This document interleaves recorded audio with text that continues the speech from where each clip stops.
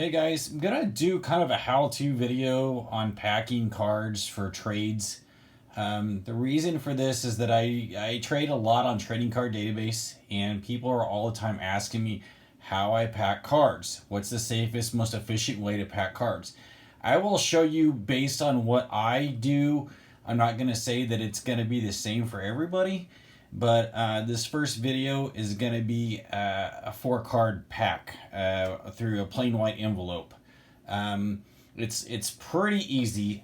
First of all, you got to have the 4 cards, which I already put these in penny sleeves. I put them in 2 penny sleeves, so 2 per penny sleeve, and then I just usually take both cards and I slide them into the card saver. I like the bigger card savers because I can get them down in there easily without really having to push on them all that much. And then I just simply take a piece of painter's tape and I just put it across the top up here. Keeps the cards from coming out, okay? And then I just write up here on top of this, you know, the transaction number right now. It's like a 201 number.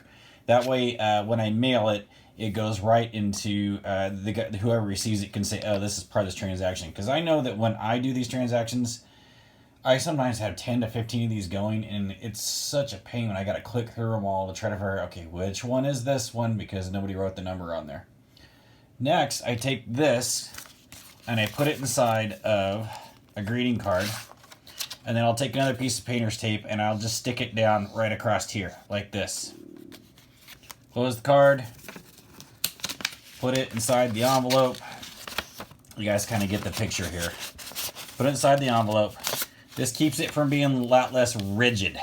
So when it goes across the machine, it doesn't sit there and force down on the actual card saver in the background.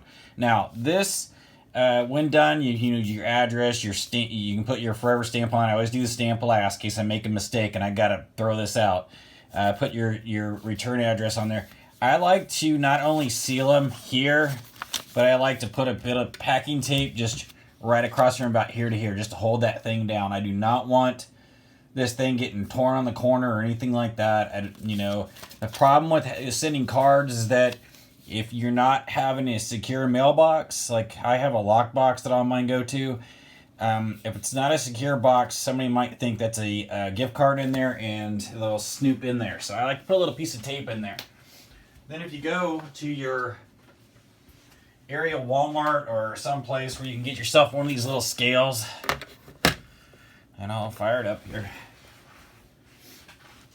A card like this will generally come in right under an ounce, so you can put a forever stamp on there and that'll send it. Now if you do have, these are what the forever stamps kind of look like now. I know there's different ones. There's one of the Yogi Bear and stuff, so stamp goes here.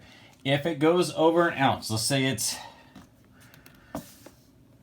say that's what it weighs now, your forever stamp's not going to cover the cost, so you can get these what they call additional ounce stamps, and you can attach one of these. So you would use one forever stamp and one of these. If it was 2.50 ounces, you would do one forever stamp and then 2 of these. It's the most efficient way I can pack 4 cards and send them out. Now I will tell you, some people disagree, and they'll just throw them in a top loader and throw them in an envelope. And I tell you, the guys I know that work at the post office, they frown on that, because when you have just the top loader in there, and I'll show you what happens. When you just put a regular top loader inside an envelope, it gives it more of a rigid right here and right here. When that goes across the machine, it jams, and it can put a lot of stress on the top loader. It slows down their production. I know some of you probably don't care, but it's just worth it to use a greeting card. I don't sign any of these. I just put that piece of tape in there, so that way if somebody wants to slide it back in and use it again for something else, they will. Some people will take cereal boxes and just cut like the really thin corrugated cardboard, and they'll just cut, and then they'll just use painter's tape and make their own and avoid the cards.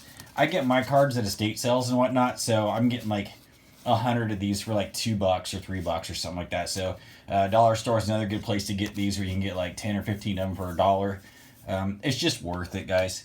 But anyways, I hope that's helpful for you guys that that are shipping cards in the mail.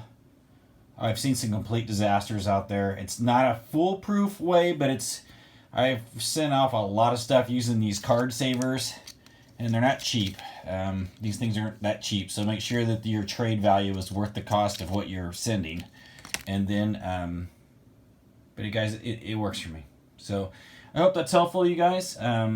Appreciate your feedback. If you have any, I'll try to do like a 9-12 card plain white envelope, and then I'll try to do like, I don't know, I don't like to ship more than like 18 cards in one envelope because it just gets it really thick. So, but I'll show you guys how I do that too in the next video. We'll see you. Bye.